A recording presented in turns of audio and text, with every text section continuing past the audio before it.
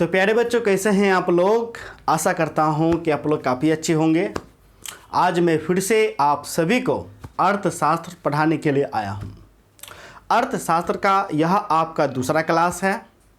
पिछले क्लास में मैंने अर्थशास्त्र का जो आपका प्रथम अध्याय है, जिसका शीर्षक है परिचय, मैंने प्रारंभ कर दिया।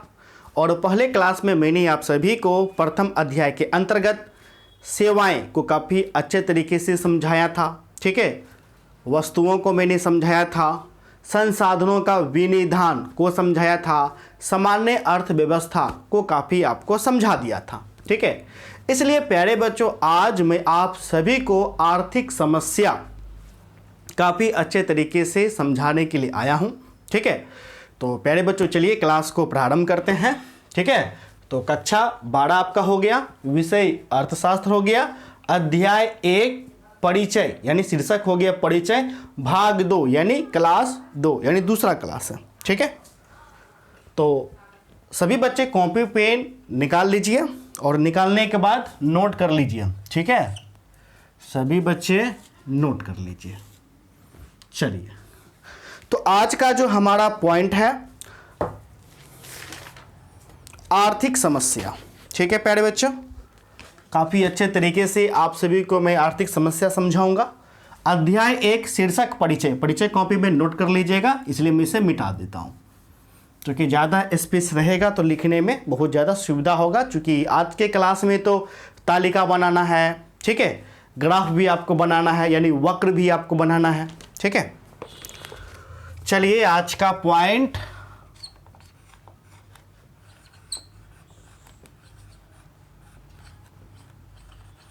आर्थिक समस्या।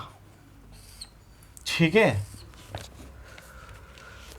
मैंने आपको कहा था कि हमें अंग्रेजी कीवर्ड भी याद करना है इकोनॉमिक्स में। ठीक है, तो अंग्रेजी में इसे हम कहेंगे इकोनॉमिक प्रॉब्लम। ये भी लिख लीजिएगा, इकोनॉमिक प्रॉब्लम।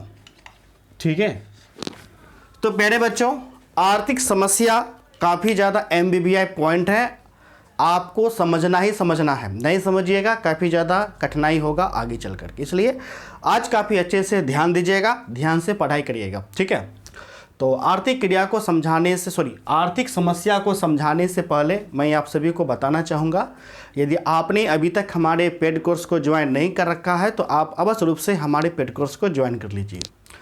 एग्ज़ाम होने तक का फ़ी मात्र 1500 रुपये है, लेकिन आपको ऑफ़र चल रहा है। यह ऑफ़र 5 जुलाई तक है। ठीक है, 5 जुलाई तक आपका ऑफ़र है। 1000 की जगह मात्र आपको 1500 की जगह मात्र आपको 1000 रुपये लग रहे हैं। यदि आप हमारे पेड कोर्स में जुड़ना चाहते हैं तो आप हमें कॉल कर सकते हैं। हमारा नंबर है 70 61 50 45 52। इस नंबर पे कॉल करना है और कॉल करके हमारे पेड कोर्स में ज्वाइन कर लेना है, जिसमें आपका जितना भी सब्जेक्ट है अंग्रेजी छोड़ करके आर्ट्स में, ठीक है, जितना भी सब्जेक्ट है सभी विषय के लिए मात्र 1000 ही शुल्क आपको लगेंगे। 5 जुलाई तक चैप्टर वाइज पढ़ाए जाएंगे, चैप्टर वाइज नोट्स आपको दिए जाएंगे, क्वेश्चन आंसर में एमबीबीआई वीवीआई। सिलेबस को अक्टूबर के अंत में समाप्त करने के बाद गैस क्वेश्चन देकर के रिवीजन भी आपको करवाए जाएंगे। तो अवश्य रूप से हमारे पेड कोर्स को ज्वाइन करें, इस नंबर पर कॉल करके ज्वाइन कर सकते हैं। ठीक है, तो चलिए अब हम आते हैं हम अपने मेन पॉइंट पे। हमारा जो मेन पॉइंट है आखिर आर्थिक समस्या क्या है। तो प्यारे बच्चों, मैंने पिछली कक्षा में क्या बताया था, मैंने पिछली कक्षा में आपको बताया था सेवा और वस्तु। ठीक है, अब सेवा और वस्तु के लिए हम लोग क्या करते थे, हम लोग उत्पादन करते थे यानी वस्तुओं का उत्पादन करते थे। ठीक है, अब उत्पादन करने के लिए हमें किन चीज़ों का आवश्यकता पड़ता था, तो उत्पादन करने के लिए हमें संसाधन का आवश्यकता पड़ता था।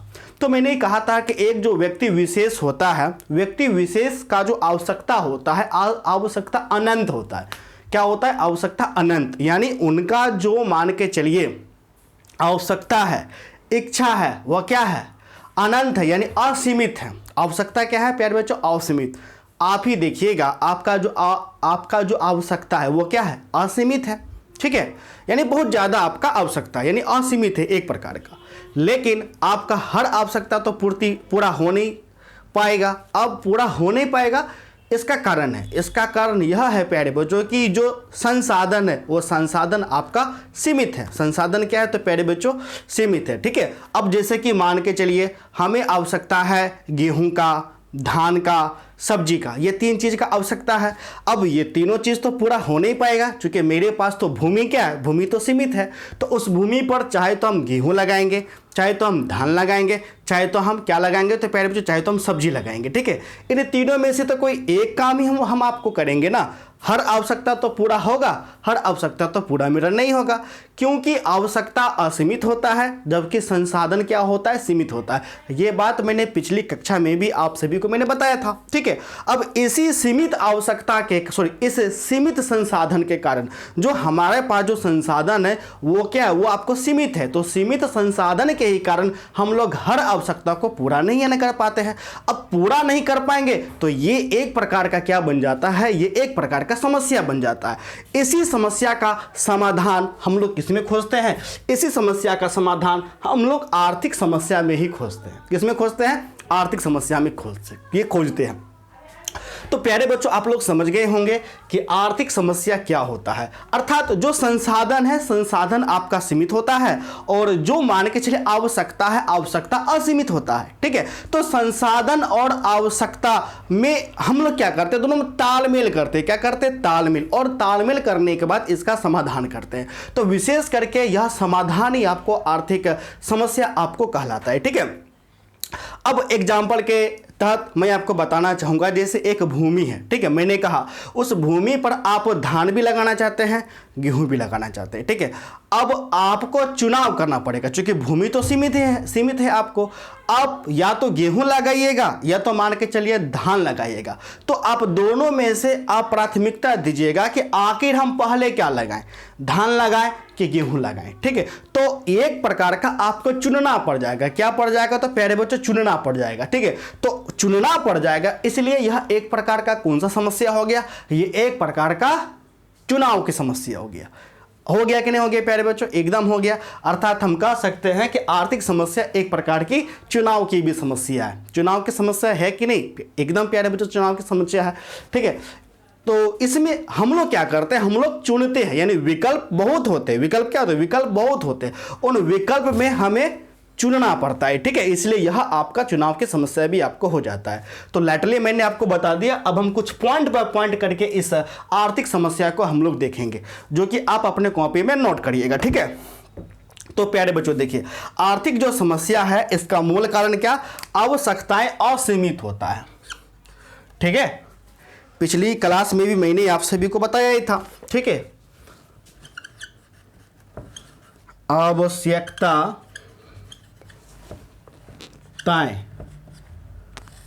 आवश्यकताएं क्या होती है तो प्यारे बच्चों असीमित। ठीक है, आवश्यकताएं असीमित।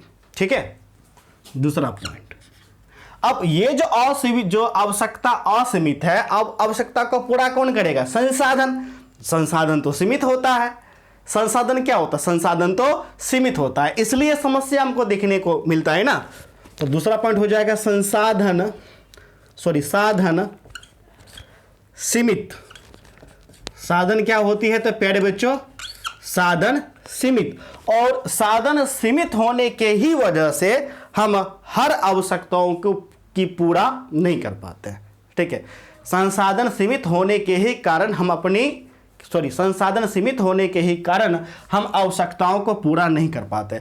जैसे कि मान के चलिए भारत में गरीबी की समस्या है। ठीक है, अब गरीबी की समस्या का मुख्य कारण यह है, हमारे पास तो भूमि तो सीमित है लेकिन जनसंख्या क्या हो रहा है, जनसंख्या आपको बढ़ रहा है। अब जनसंख्या बढ़ने से सभी को तो अनाज चाहिए लेकिन भूमि तो सीमित है, उस सीमित भूमि पर हम सीमित ही उत्पादन कर पाते हैं।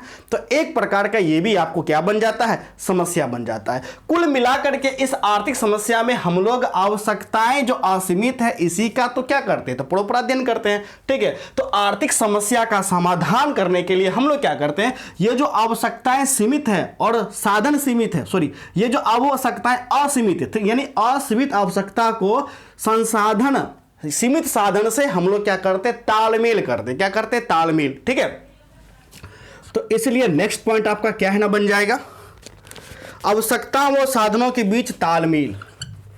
एक मिनट, थोड़ा सा मार्कर नहीं चल रहा है।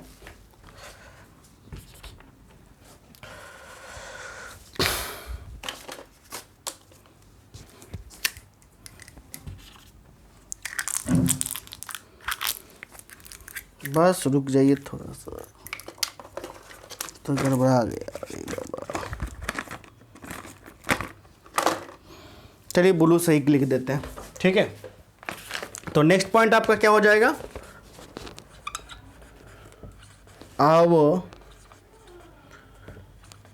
आवश्यकताओं। ये सभी पॉइंट अपने कॉपी में लिखिएगा, एकदम नोट्स की तरह आप लोग लिखिएगा, ठीक है। आवश्यकताओं वो साधनों के बीच तालमेल, ठीक है प्यारे बच्चों, समझ गए। तो आर्थिक समस्या मूल रूप से मैंने क्या देखा, आवश्यकता असीमित है, साधन सीमित है, इसलिए दोनों के बीच हमने क्या किया, तालमेल किया। क्या किया, तालमेल, अर्थात आवश्यकता व साधनों के बीच तालमेल हम लोग करते हैं, ठीक है। और तालमेल करने के ही बाद इस आर्थिक समस्या का समाधान हम लोग खोजते हैं। अर्थात इस आर्थिक समस्या में हम यह देखते हैं कि ये जो आवश्यकता, यानी आवश्यकता जो असीमित है, इसका भार बहुत ज़्यादा, भार क्या है, भार बहुत ज़्यादा है, जबकि सीमित जो कि साधन जो है, साधन आपको सीमित है। एक प्रकार के हम तराजू भी बना सकते हैं। ये प्यारे बच्चों देखिए, ये मेरा क्या है, ये मेरा तराजू है, ठीक है। अब इस तराजू पर यदि मैं देखूंगा तो ये मेरा तराजू, ठीक है। इस तराजू में देखिए, ये जो आवश्यकता का भार काफ़ी क्या है, काफ़ी ज़्यादा है। तो आप इस प्रकार के तराजू भी बना सकते हैं। आवश्यकताएं, ठीक है, असीमित आवश्यकताएं प्यारे बच्चों क्या है, असीमित, एकदम पलड़ा भारी है। जबकि साधन क्या है, तो प्यारे बच्चों साधन आपका सीमित है। अब सीमित है तो पलड़ा इसका एकदम हल्का है, ठीक है। अब आप कहिएगा सर, जैसे भारत में क्या है, काफ़ी ज़्यादा लोग गरीब हैं, कभी कभी अनाज का संकट हो जाता है ना, सभी लोगों को अनाज चाहिए।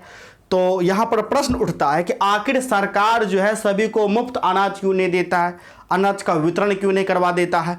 तो यही कारण होता है, क्योंकि देश के हर एक नागरिक को अनाज चाहिए, अर्थात गेहूं चाहिए।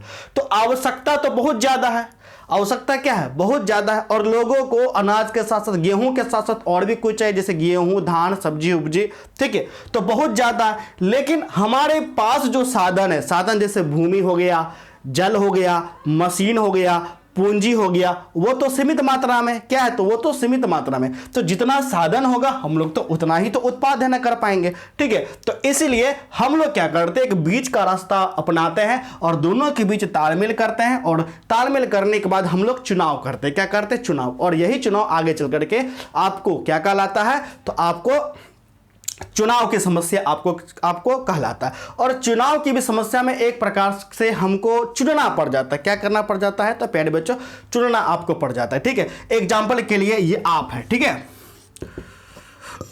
ये हो गए आप, ठीक है। अब आप एक किसान है, आपके पास है भूमि, ये हो गया भूमि, ठीक है। इस भूमि पर आप चाहते हैं कि आप गेहूं भी लगाएं और आप चाहते हैं धान भी लगाएं, ठीक है। आप चाहते हैं गेहूं भी लगाएं और आप चाहते हैं धान भी लगाएं।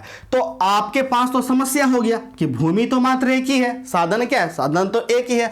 इस भूमि पर या तो आप सिर्फ गेहूं लगा सकते हैं या तो सिर्फ आप धान लगा सकते हैं, दोनों में से तो बस एक ही लगाइएगा। तो इसलिए आप दोनों में से चुनिएगा कि हम दोनों में से क्या लगाएं कि जिससे हमको ज़्यादा फायदा हो, यानी जिससे आप संतुष्ट हो सके। क्या हो सके, तो प्यारे बच्चों संतुष्ट, यानी कि गेहूं लगाएंगे ज़्यादा फायदा होगा। गेहूं से संतुष्ट है इसलिए आपने गेहूं को लगाया, इसलिए आपने गेहूं का चुनाव किया। धान यदि आप लगाते हैं, आपने कहा कि नहीं मैं गेहूं नहीं लगाऊंगा, मैं धान लगाऊंगा, धान से ज़्यादा प्रॉफिट होगा, ठीक है। तो इसलिए आप धान से संतुष्ट हैं, आपने धान को लगाया। या आपने कहा कि नहीं हटाओ इस सबको, हम क्या करते हैं, आधा जमीन पर धान लगा देते हैं और आधा जमीन पर गेहूं लगा देते हैं, ठीक है। अब आधा आधा लगाइएगा तो उत्पादन भी तो आधा होगा, दोनों का उत्पादन क्या होगा, दोनों का उत्पादन बढ़ जाएगा, आधा होगा। दूसरा विकल्प हो गया तीसरा विकल्प ये होगा, या तो आप कहिएगा मैं ऐसा करता हूं, इस 10 कट्ठा जमीन में 9 कट्ठा में गेहूं लगा देता हूं और 1 कट्ठा में मैं धान लगा देता हूं। तो इस प्रकार देखिए आपके पास विकल्प तो बहुत ज्यादा है। विकल्प क्या है? विकल्प तो बहुत ज्यादा है, लेकिन चुनना तो मात्र एक ही है। या तो सिर्फ धान ही लगाइए 1, या तो सिर्फ गेहूं ही लगाइए 2, या तो आधा भूमि पर धान लगाइए, आधा भूमि पर गेहूं लगाइए 3, या तो 10 कट्ठा में 9 कट्ठा में गेहूं लगाइए, 1 कट्ठा में धान लगाइए। इस प्रकार से विकल्प बहुत ज्यादा, लेकिन चुनना तो मात्र एक ही है। इसलिए ये एक प्रकार की कौन सी समस्या हो गया? तो प्यारे बच्चों चुनाव की भी समस्या आपको हो गया। ठीक है, तो एक प्रकार की यह चुनाव की भी समस्या है, और इस समस्या से निजात पाने के लिए हम आगे जो है बहुत सारे पॉइंटों को देखेंगे। तो थोड़ा सा मैं पॉइंट को मैं आपको लिख देता हूं, चलिए कॉपी बना करके, सॉरी।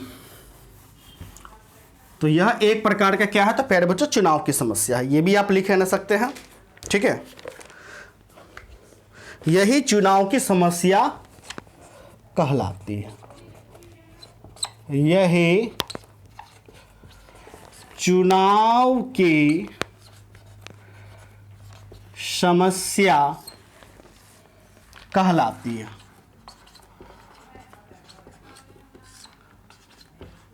यही चुनाव की समस्या कहलाती है। ठीक है, अब देखिए इसी समस्या, ये जो समस्या आर्थिक समस्या, इसी समस्या के समाधान के लिए 3 अवधारणाओं को लिया गया। कितने अवधारणा को लिया गया? 3 अवधारणा। पहला अवधारणा निकल करके आता है उत्पादन संभावना वक्र। ठीक है, उत्पादन संभावना वक्र आपने सुना होगा। दूसरा अवसर लागत, तीसरा सीमांत। ठीक है, सीमांत अवसर लागत। ठीक है, तो जिनमें से इन तीनों में से उत्पादन संभावना वक्र सबसे ज्यादा इंपॉर्टेंट पॉइंट है। इसे काफी अच्छे तरीके से आप सभी को समझिएगा। ठीक है, तो 4 पॉइंट हो गया, 1 पॉइंट और आप सभी बच्चे लिख न लीजिएगा। ठीक है, थोड़ा सा मैं ब्लैक पेन से लिख देता हूं ताकि सभी किसी भी बच्चे को कोई दिक्कत नहीं हो। सारा ब्लू ही है, 1 मिनट, चलिए सारा ब्लू ही पेन है, तो इसी में से लिख लीजिएगा। ठीक है, आर्थिक समस्याओं का कॉपी में लिख लीजिएगा तो सभी बच्चों को सही रहेगा। ठीक है, आर्थिक समस्याओं का समाधान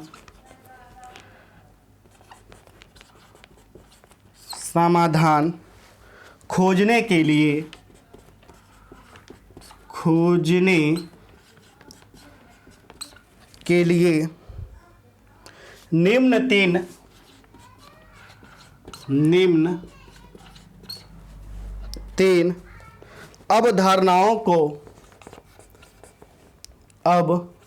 तीन अवधारणाओं को समझना आवश्यक है।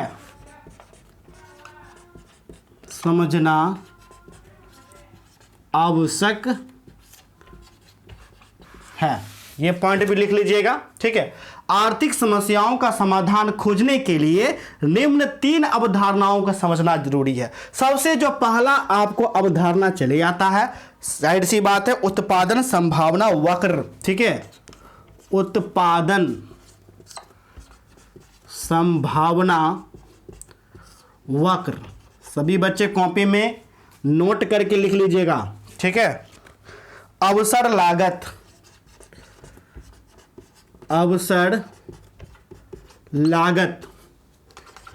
तीसरा पॉइंट हो जाएगा। सीमांत अवसर लागत,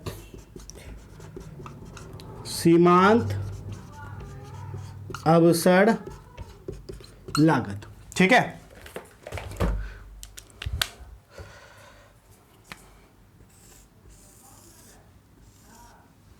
ठीक है, इन तीनों में से जो पहला जो है उत्पादन संभावना वक्र, इसको यदि समझ जाते हैं तो दोनों अपने आप समझ जाइएगा। ठीक है, इसको समझ जाते हैं तो दोनों अपने आप समझ जाइएगा।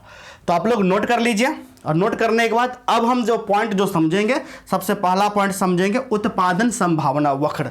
उत्पादन, जाहिर सी बात है हम लोग क्या करेंगे, हम लोग उत्पादन करेंगे। क्या करेंगे, उत्पादन। ठीक है, अब उत्पादन किसका होगा, सेवा या वस्तु का, सिंपल सी बात है, या तो सेवा का उत्पादन होगा या तो वस्तु का उत्पादन होगा। ठीक है, अब उस उत्पादन में संभावनाएं, हम लोग संभावनाएं देखेंगे, अर्थात विकल्प, क्या क्या विकल्प है, क्या क्या विकल्प है, और उन विकल्पों को हम लोग वक्र के माध्यम से देखेंगे। किसके माध्यम से, वक्र, एक वक्र देखेंगे, ठीक है, और एक तालिका के माध्यम से देखेंगे, यानी दो, एक तो तालिका रहेगा, टेबल रहेगा, और एक हमारा वक्र रहेगा। ठीक है, इस प्रकार से। तो समझ गए, तो इसे मैं मिटा देता हूं। चलिए,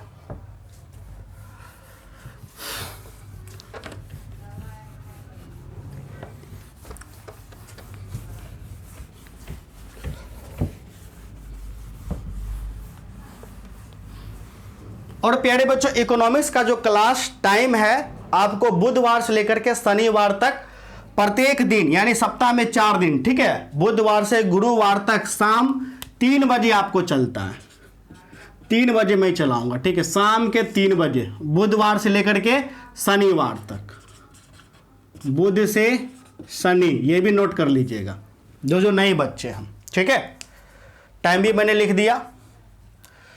चलिए,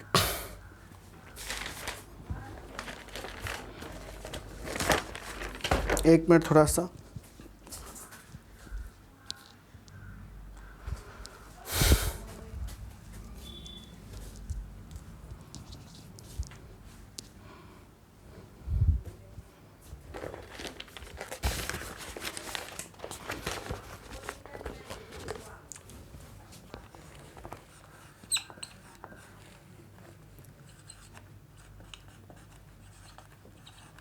उत्पादन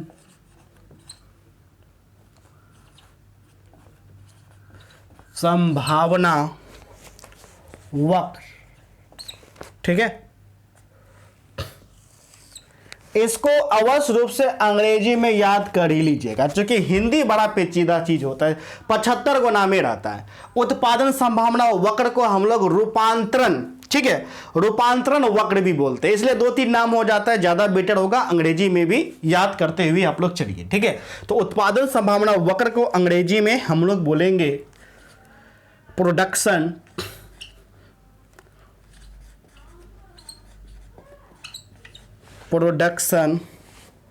पॉसिबिलिटी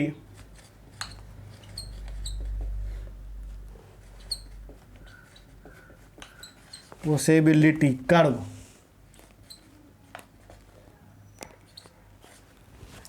ठीक है, इसे हम एक और नाम से जानते हैं, वो भी हम आपको लिख देता हूं, रूपांतरण वक्र। इसी को हम लोग क्या बोलते हैं, रूपांतरण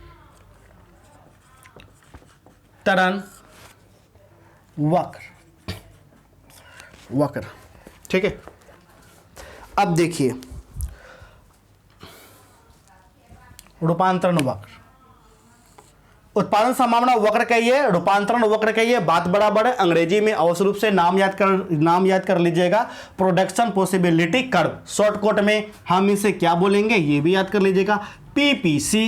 क्या बोलना है, पीपीसी। जब भी ग्राफ बनेगा पीपीसी करके डिनोट हम लोग कर देंगे। ठीक है, अब ये उत्पादन संभावना वक्र आखिर होता क्या है, तो प्यारे बच्चों देखिए, जब हमारे पास जो तकनीक है, जो मशीन है, तकनीक मशीन स्थिर होना चाहिए। क्या होना चाहिए, स्थिर, यानी कि तकनीक मशीन स्थिर है, और स्थिर होने के बाद जब हम वस्तु का क्या करेंगे, उत्पादन करेंगे। क्या करेंगे, उत्पादन। ठीक है, यानी जो साधन, जो भी हमारे पास स्थिर साधन है, उस स्थिर साधन में जब हम वस्तुओं का उत्पादन करेंगे, उसमें जो भी विकल्प होगा, उस जितना भी विकल्प होगा, उस विकल्प में जो भी संयोग बनेगा, उस संयोग को हम लोग क्या करेंगे, उस संयोग को हम लोग आपको देखेंगे। ठीक है, तो सबसे पहले जैसे हम आपको बताना चाहेंगे, जैसे कि मान के चलिए, जो हमारे पास तकनीक है, जो भी तकनीक है, साधन है, वो क्या होना चाहिए, स्थिर होना चाहिए। ठीक है,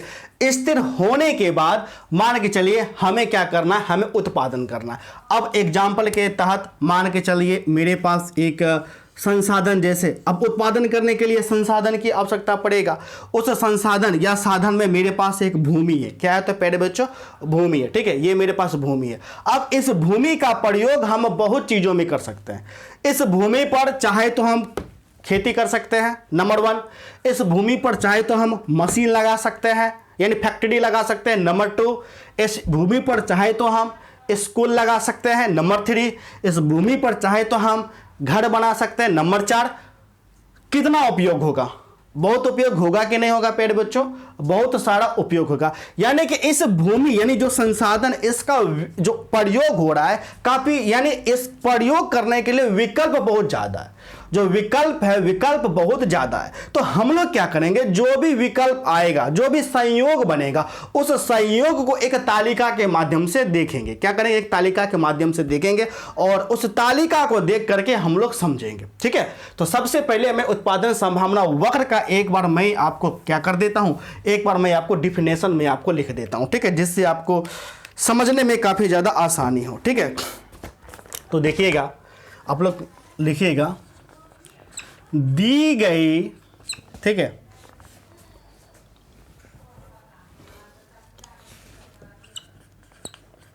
दी गई तकनीकी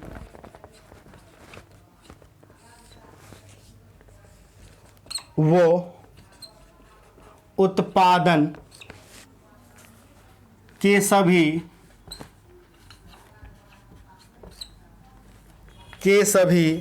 साधनों का उपयोग करते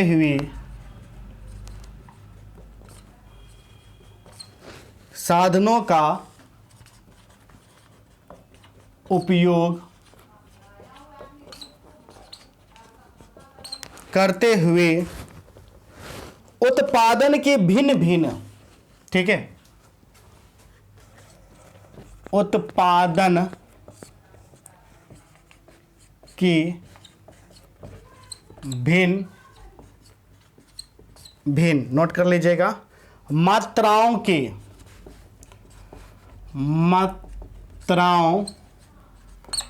के संयोग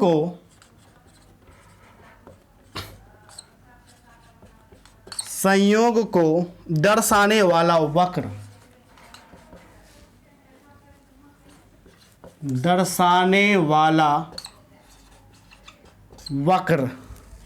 उत्पादन संभावना वक्र कहते हैं। क्या कहते हैं? उत्पादन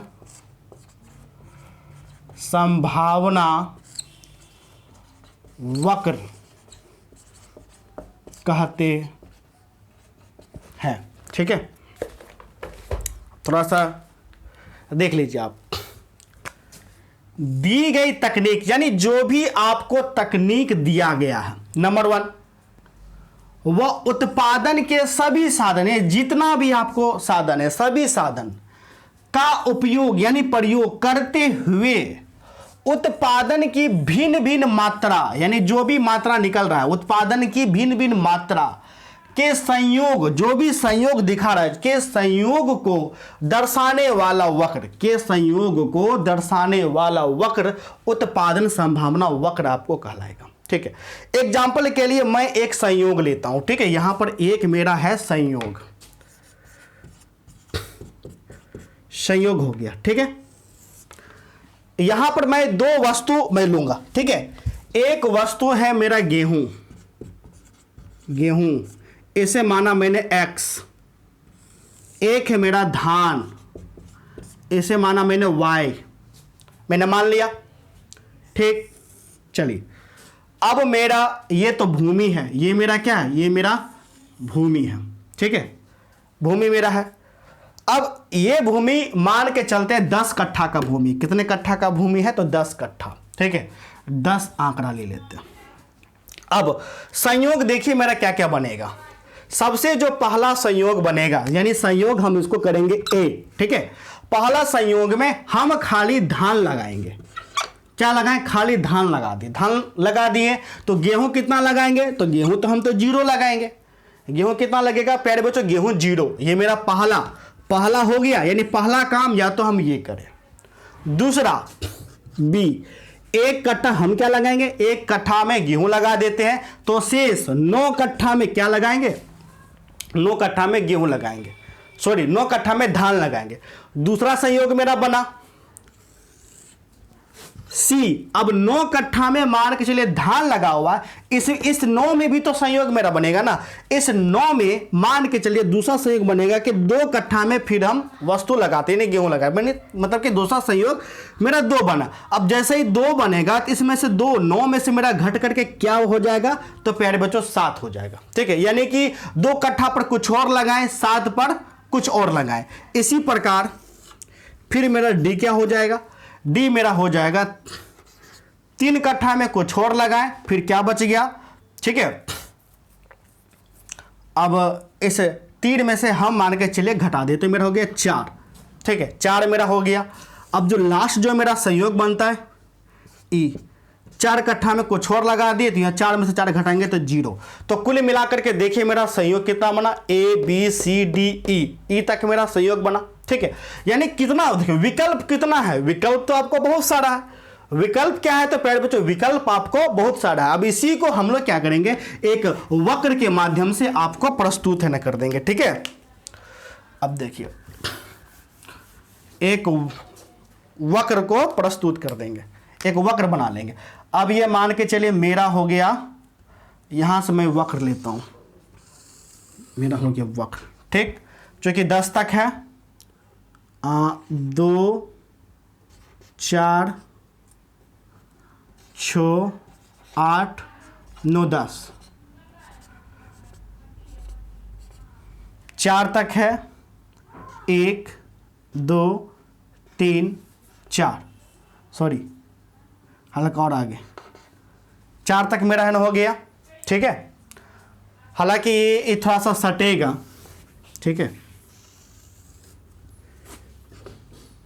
1 2 3 4 लिख भी देते हैं, 1 2 3 4।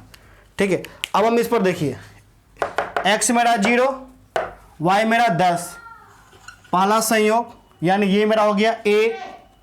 ठीक है, b मेरा 1, y मेरा 9, y मेरा 9 यहाँ पर मेरा आ जाएगा, ये मेरा हो गया b दूसरा संयोग।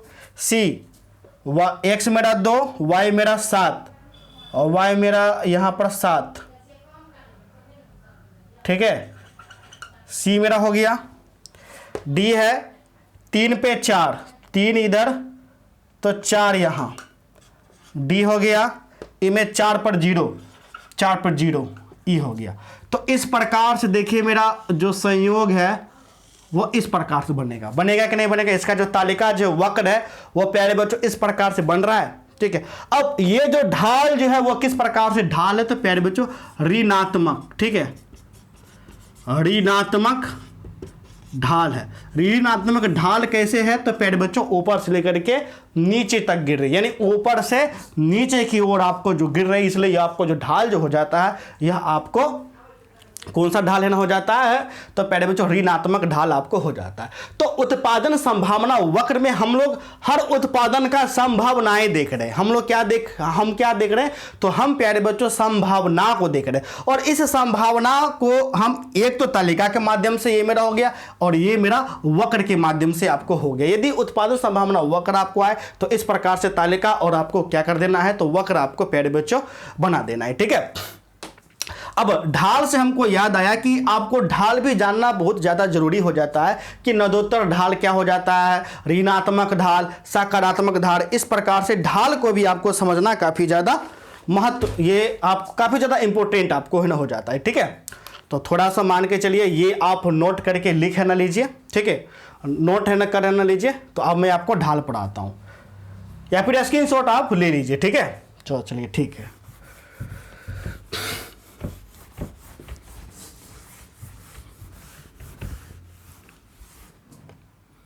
चलिए, अब मैं यहां पर से ढाल, आप लोग ढाल जो है पॉइंट ही बना लीजिएगा, ढाल पॉइंट बना लीजिएगा। ये देखिए, एक मेरा एरो, एक मेरा मान के चलिए इस प्रकार का जब एरो होगा, ये मेरा हो जाएगा धनात्मक ढाल, धनात्मक ढाल। ठीक है प्यारे बच्चों, y हो गया, x हो गया, इसमें भी y हो गया, x हो गया। ठीक है, इस प्रकार का मेरा ढाल होगा, यानी नीचे की ओर गिरेगा। ये कौन सा मेरा हो गया? ऋणात्मक ढाल। ठीक है, इसके अलावा और भी ढाल होता है। ठीक है, y हो गया, x हो गया। इस प्रकार से यदि कोई ढाल रहेगा, यानी इस प्रकार से मतलब कि नीचे की ओर गिरेगा, इस प्रकार से जब ढाल रहे, इसको बोलेंगे नतोदर ढाल। कौन सा ढाल? तो प्यारे बच्चों, नतोदर ढाल। ठीक है, नतोदर ढाल कहेंगे। ठीक है, एक तो रतोदर ढाल मेरा हो जाएगा, एक उनत्तर मेरा ढाल हो जाएगा। तो उनत्तर ढाल में इसका जस्ट अपोजिट हो जाएगा। तो ये तो मान के चलिए बना ही आप लिए ना होंगे, तो एक मैं आपको और ढाल बना देता हूं, एक नतोदर और एक उनोत्तर। ठीक है, एक प्रकार का ये भी y हो गया, x, इस प्रकार का ढाल। ठीक है, जब इस प्रकार का जब ढाल होगा, इसको उनोत्तर ढाल हम लोग बोलेंगे, उनोत्तर ढाल, उनोत्तर ढाल बोलेंगे। ठीक है, तो ढाल को भी प्यारे बच्चों समझने में कोई दिक्कत नहीं, नतोदर ढाल, उनोत्तर ढाल, ठीक है, ऋणात्मक ढाल, धनात्मक ढाल, समझने में प्यारे बच्चों कोई दिक्कत नहीं। चलिए अब हम यह जानेंगे कि आखिर उत्पादन संभावना वक्र को हम लोग रूपांतरण वक्र भी क्यों कहते हैं। ठीक है, अब ये इस रूपांतरण वक्र हम इसे क्यों कहते हैं। ठीक है, अब देखिए, अब उत्पादन संभावना वक्र को हम लोग रूपांतरण वक्र इसलिए बोलते हैं क्योंकि देखिए, एक उत्पादन बढ़ाने के लिए दूसरे को हमको घटाना पड़ेगा। क्या करना पड़ेगा? तो प्यारे बच्चों, घटाना पड़ेगा। ठीक है, अब मान के चलिए मेरा गेहूं ही है। ठीक है, अब मान के चलिए एक गेहूं है, एक धान है। ठीक है, अब यदि हम गेहूं का उत्पादन बढ़ाना चाहते हैं तो धान का उत्पादन हमको घटाना पड़ेगा। ठीक है, अब जैसे कि 10 कट्ठा पर हमको जमीन, मतलब कि साधन है 10 कट्ठा भूमि, अब धान का उत्पादन हमको अधिक करना है, तो अधिक करने के लिए हम 9 कर दिए, तो धान का ऑटोमेटिक क्या हो जाएगा? कम। यानी एक का, यानी जिसका उत्पादन अधिक करना हो तो उसके लिए संसाधन हम अधिक लगाएंगे। क्या लगाएंगे? अधिक लगाएंगे। ठीक है, तो उसके लिए संसाधन अधिक लगाएंगे। ठीक है, और जिसका उत्पादन कम करना हो उसके लिए कम संसाधन लगेगा। ठीक है, इसलिए हमको इसको रूपांतरित करना पड़ेगा। क्या करना पड़ेगा? रूपांतरित। इसलिए इसे हम रूपांतरण वक्र भी कहते हैं। यदि आप रूपांतरण वक्र को लिखना चाहते हैं तो मैं आपको लिख देता हूं। ठीक है,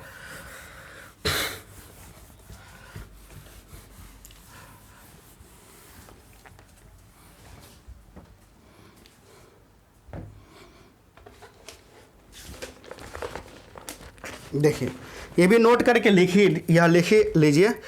इसे रूपांतरण वक्र कहते हैं क्योंकि, इसे मैं लिख देता हूं, क्योंकि। ठीक है, क्योंकि एक वस्तु, ठीक है, एक वस्तु का अधिक उत्पादन करने के लिए, अधिक उत्पादन करने के लिए दूसरी वस्तु के उत्पादन में, दूसरी वस्तु के उत्पादन में कमी करनी होती है, कमी करनी होती है। समझ गए? अर्थात दोनों वस्तुओं का आपस में रूपांतरण करना पड़ता है। अर्थात दोनों वस्तुओं का